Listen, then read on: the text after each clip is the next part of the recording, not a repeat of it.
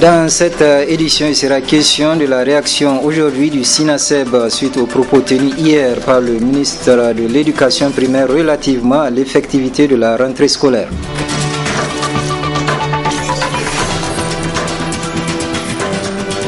Ensuite, dans ce journal, vous pourrez suivre les conclusions avec le Premier ministre Brigitte Raffini de la réunion du Conseil de dialogue politique qui s'est déroulée hier.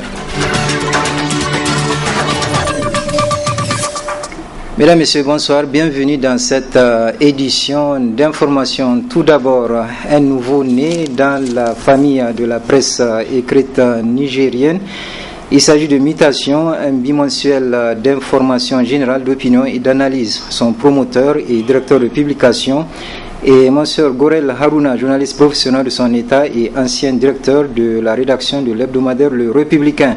Dans ce numéro 00, Mutation a consacré un dossier sur les partis politiques au Niger de la conférence nationale à ce jour, avec les alliances de toute nature, le plus souvent basées sur des questions opportunistes. Mutation a également donné la parole à un éminent philosophe et auteur français, Salim Mokadem, qui donne son avis sur le concept de la renaissance culturelle, programme phare du second mandat du président de la République, Issoufou Mahamadou. Vous pouvez également lire dans ce numéro une rubrique intitulée Tonton Kimi qui parle des problèmes que vivent au quotidien les citoyens, mais dont personne n'en parle. Dans ce numéro, Tonton Kimi a choisi de vous parler de la cherté des loyers et des divers problèmes qui existent entre locataires et propriétaires de maisons. L'élection récente d'un nouveau bâtonnier de l'ordre des avocats du Niger, la qualification du MENA pour la 12e Coupe de la CAN de moins de 17 ans à Madagascar sont autant de sujets de ce numéro. Bonne lecture et bon vent à Mutation. Ensuite, le Conseil national de dialogue politique a tenu hier après-midi une session ordinaire dans la salle de banquet de la primature à l'absence de l'opposition politique. À l'issue de cette rencontre, le CNDP a décidé du report des élections municipales prévues le 8 janvier 2007 à l'année 2019. Suivons les conclusions de cette réunion avec le Premier ministre président du CNDP, Brigitte Raffini. Nous avons, au cours de cette réunion, suite au débat, à des débats, encore une fois, bien riches, abouti à la conclusion de reporter les élections locales prévues initialement le 8 janvier 2017. Voilà le consensus et l'unanimité qui a été dégagé au cours de cette réunion. Donc le report des élections locales prochaines. Les raisons fondamentales et objectives qui soutiennent cette démarche des partis politiques, c'est d'abord la nécessité impérieuse d'élaborer un fichier biométrique, un fichier électoral biométrique afin de réaliser des élections propres à notre pays. Et la réalisation d'un tel fichier ne saurait se réaliser, ne saurait s'effectuer dans un délai permettant de réaliser les élections à échéance prévue, ce qui demande un délai plus important qui sera défini de manière précise ultérieurement. La deuxième conclusion à laquelle nous avons abouti au cours de cette réunion, c'est que, au regard de l'expérience qui a été la nôtre au cours des années précédentes et particulièrement au cours des dernières élections générales, il s'est avéré nécessaire et impérieux de revoir nos textes qui encadrent le système électoral nigérien. Ces réformes visent l'ensemble du dispositif électoral, qu'il s'agisse de la Constitution, des lois organiques ou d'autres lois régissant les élections au Niger, qu'il s'agisse des instances ou des organes compétents pour l'organisation des élections, tels que la CENI. tout ceci, il s'est avéré nécessaire de procéder à une relecture des textes encadrant ces élections et ce système électoral. Une troisième raison qui commande le report des élections, c'est que les partis politiques, dans leur ensemble, ont jugé utile de disposer d'un temps suffisant pour préparer des compétitions saines et propres. D'où la nécessité, encore une fois, de reporter les élections initialement prévues au 8 janvier 2017. Notez par ailleurs que les partis non affiliés présents à l'ouverture de cette session se sont retirés par la suite des travaux.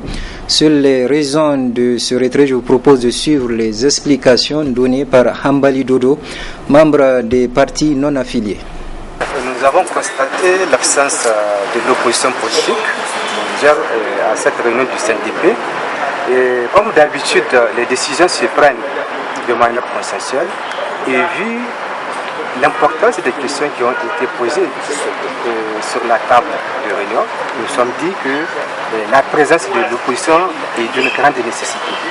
Ensuite, comme il s'agit des questions électorales, surtout du projet de révision des lois électorales, on ne peut adopter ce projet-là qu'en présence des trois groupes qui composent la classe politique nigérienne.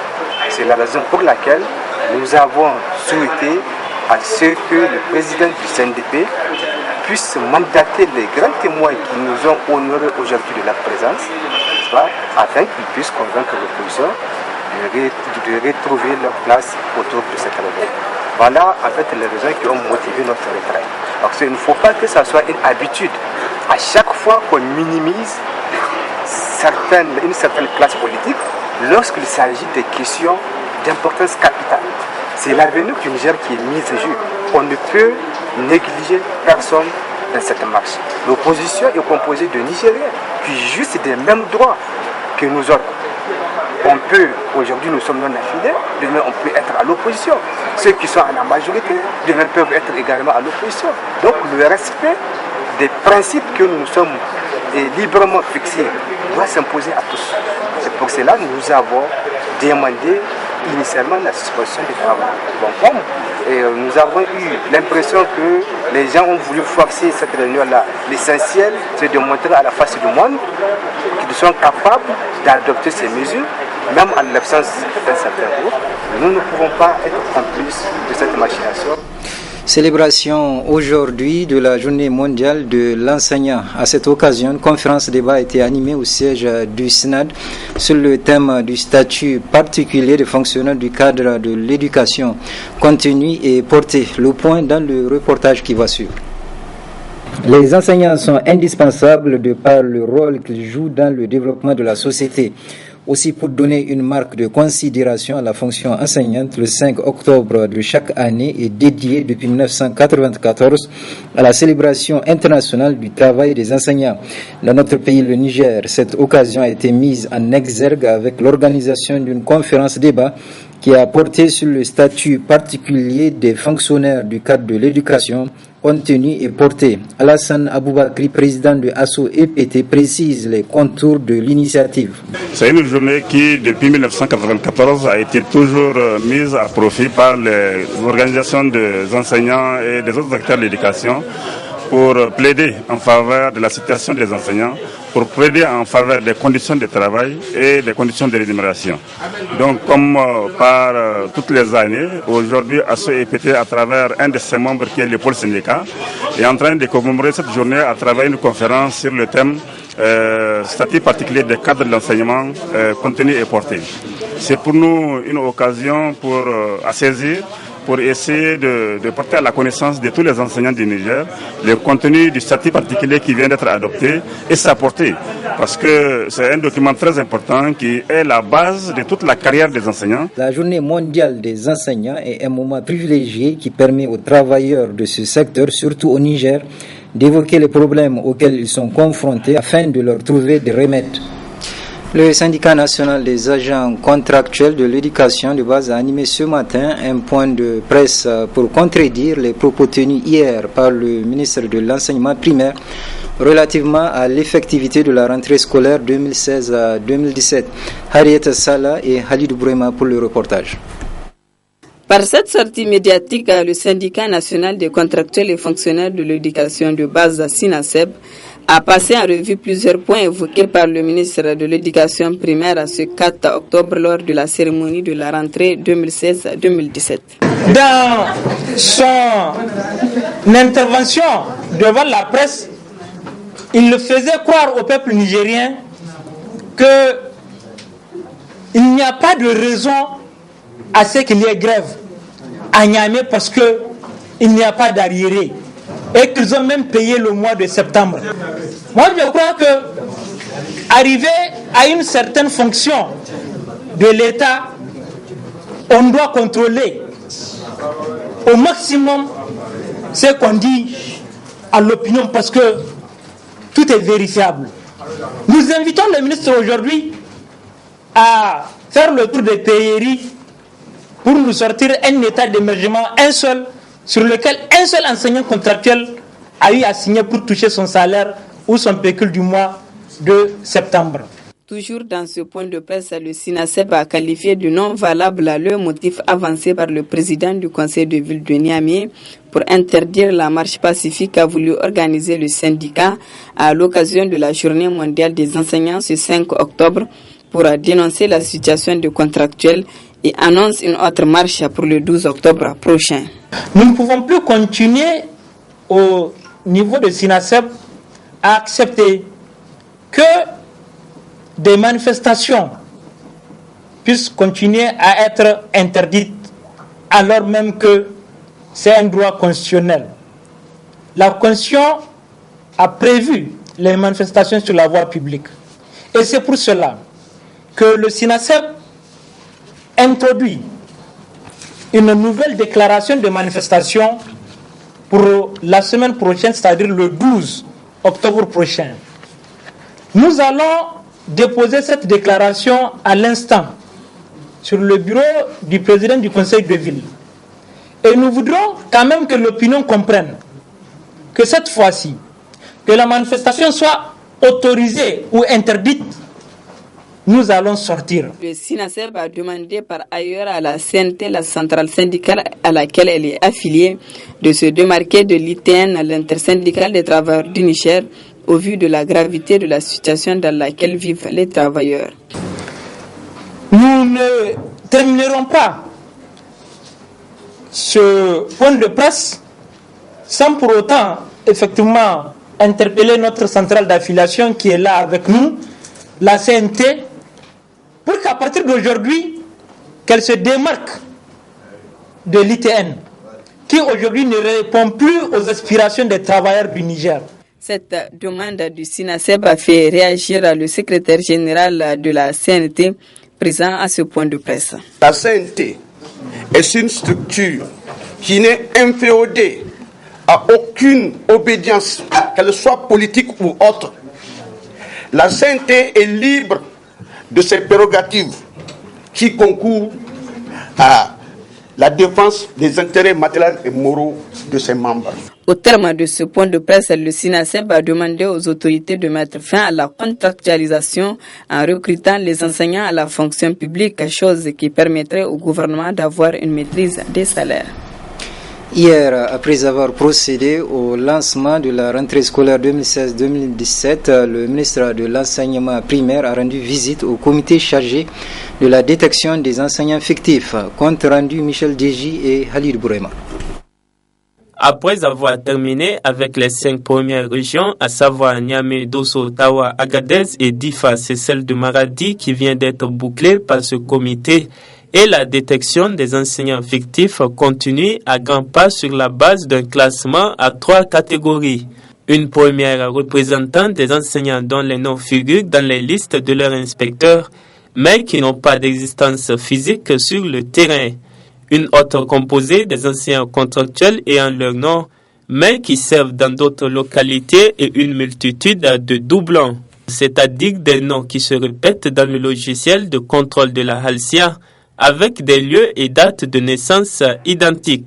Nous allons vous encourager, nous allons vous soutenir fermement. Le courrier du gouvernement, c'est de restaurer la confiance au niveau de l'école publique pour que tous les enfants des pauvres, des paysans, réussissent comme nous le sommes aujourd'hui. Et pour cela, je vous encourage, faites tout pour nous ressortir la vérité, quel qu'en soit ce que X ou Y va dire. Vous avez le soutien du président de la République, du Premier ministre et de l'Assemblée du gouvernement. Bonne chance. Je prie Dieu que le 31 octobre, là, au moins, c'est un souhait, Monsieur le Président, que nous, au moins vous nous donniez ce que nous devrions faire. Selon le vice-président de la Halcia, ce sont déjà plus de 2,5 milliards de francs CFA que perd l'État chaque année avec la présence de ces enseignants dits fictifs dont le nombre provisoire dépasse 2000. Il nous reste tout simplement Tillabéri et Zander pour clôturer. Nous avons foi à la justice et nous savons que les délinquants seront châtiés. C'est-à-dire que vous n'avez pas de pouvoir de sanction ou de répression au niveau de la Halcia? Non, à la Halcia, nous n'avons pas le pouvoir de sanctionner quelqu'un. C'est au juge. C'est sa tâche, lui, de sanctionner et de prendre des sanctions par rapport à quoi que ce soit. Nous sommes en mission. Cette mission-là, nous avons notre part de mission. Le jour où on rendra un fichier à l'État, aux politiques, c'est aux politiques de savoir ce qu'ils doivent faire. S'il y a des recommandations que nous pouvons faire, maintenant, ils doivent tenir compte de ces recommandations pour que, en tout cas, l'avenir de l'éducation soit bien assuré. Une fois terminé, ce sera donc à la présidence sous tutelle de laquelle est placée la Halcia de prendre les dispositions qui s'imposent, visant d'abord à soustraire ces enseignants fictifs du système éducatif nigérien, mais aussi éventuellement pour situer les responsabilités et remettre l'État dans ses droits. Suite aux arrêts des activités académiques dans toutes les universités publiques du Niger observées par le syndicat national des enseignants-chercheurs du supérieur, une rencontre a eu lieu hier entre le ministre des Enseignements supérieurs et les responsables du SNEX. La synthèse de cette rencontre avec Bakasso Sahabi, secrétaire général du SNEX. On a fait un bilan de tout ce qu'on a fait comme démarche ou bien mouvement, et à l'issue de ces mouvements, n'est-ce pas, il s'est trouvé que, n'est-ce pas, les camarades donc des Inter qui avaient 4 mois d'arrêt de salaire, donc les 4 mois étaient épongés, et Maradi qui avait 2 mois d'arrêt de salaire, n'est-ce pas, le deuxième mois est en train d'être payé ce matin, le chèque était déjà entré dès le vendredi passé, donc le billetage avait commencé hier. Et maintenant, par rapport au PR, c'est toutes ces 3 universités qui avaient eu une PR sur, n'est-ce pas, 3 pour Zander, une PR sur 2 pour Tawa et une PR sur 2 pour Maradi. Donc, c'est vu tout ce qui s'est donc passé jusqu'à ce niveau. Donc, on a fait le bilan et on s'est dit que vraiment, il y a eu un effort qui a été fait. Donc, nous aussi, à notre niveau, il était question, n'est-ce pas, de montrer notre bonne volonté donc, aux négociations, donc, et puis, n'est-ce pas, reprendre, puisque, comme on l'a dit toujours, c'est nos enfants, c'est nos petits frères, donc, quand même, on ne va pas toujours rester en grève. C'est vrai que, n'est-ce pas, le salaire et les PR sont des points fondamentaux pour nous. Il y a certes d'autres problèmes, n'est-ce pas, sur lesquels on ne va pas peut-être revenir ici, mais quand même ça c'est fondamental pour qu'on puisse travailler. On ne peut pas enseigner pendant qu'on avait faim, comme on l'a toujours dit.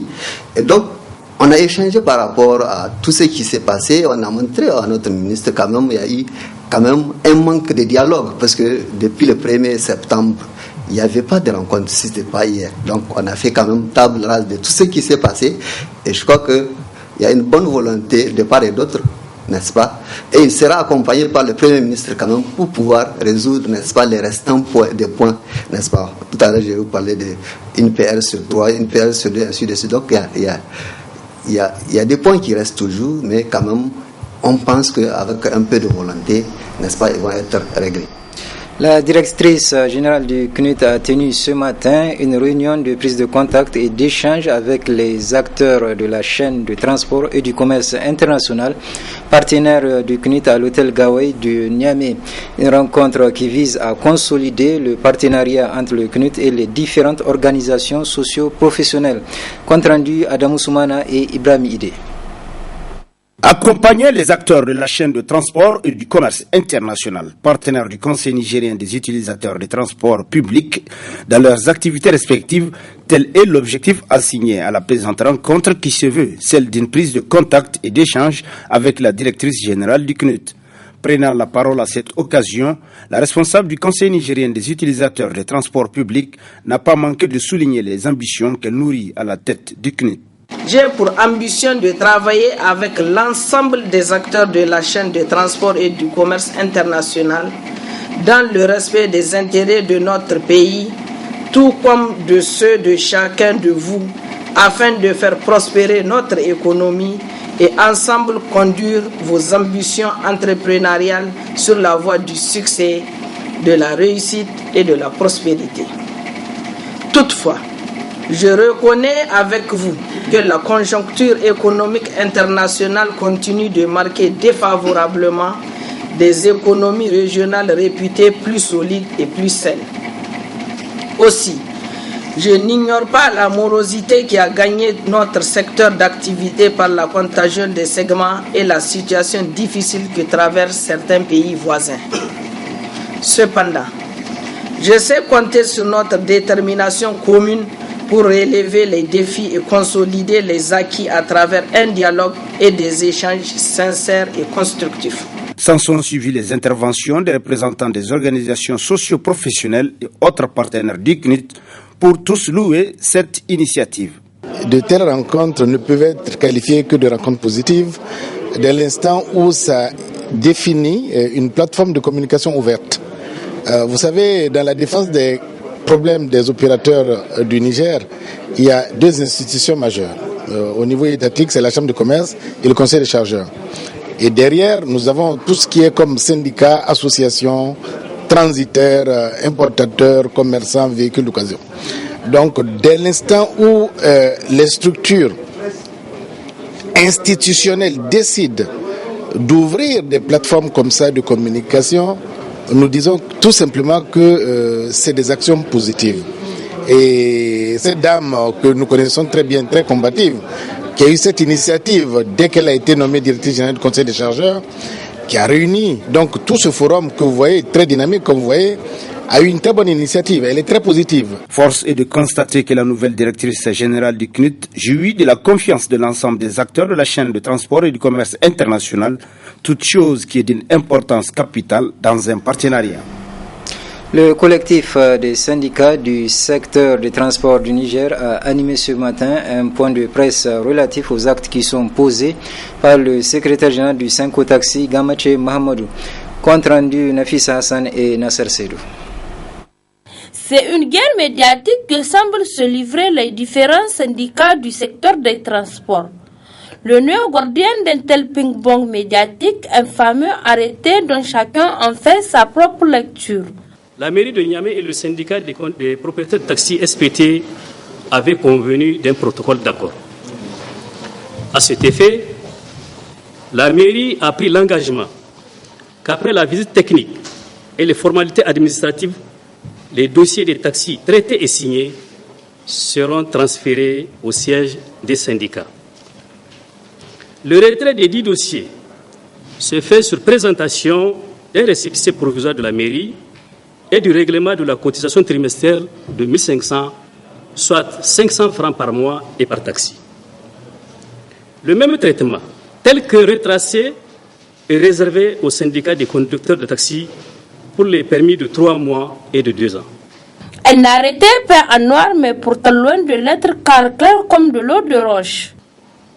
Il faut rappeler que le protocole d'accord a été réactualisé en 2011 et l'arrêté numéro 0070 M/PCVN CAP du 2 septembre 2016 réglementant le traitement, la délivrance et la répartition des titres de taxi qui complètent les insuffisances. Comme vous le constatez, il s'agit bel et bien du partenariat entre la ville de Niamey et les syndicats patronaux de taxi et Fava que M. Gamaki veut coûte que coûte remettre en cause en sa qualité de simple secrétaire d'un syndicat des conducteurs de taxi. Le collectif des syndicats du secteur de transport du Niger, CSSTN, a fait de la sérénité dans le secteur son cheval de bataille. Ce, pour une meilleure amélioration des conditions de vie des propriétaires et conducteurs des taxis du Niger. Signé par le président du conseil de ville de Niamey, cet arrêté est loin de faire l'unanimité et semble diviser plus qu'il ne réunisse. Ce journal est à présent terminé. Merci de l'avoir suivi et je vous souhaite de passer une excellente soirée.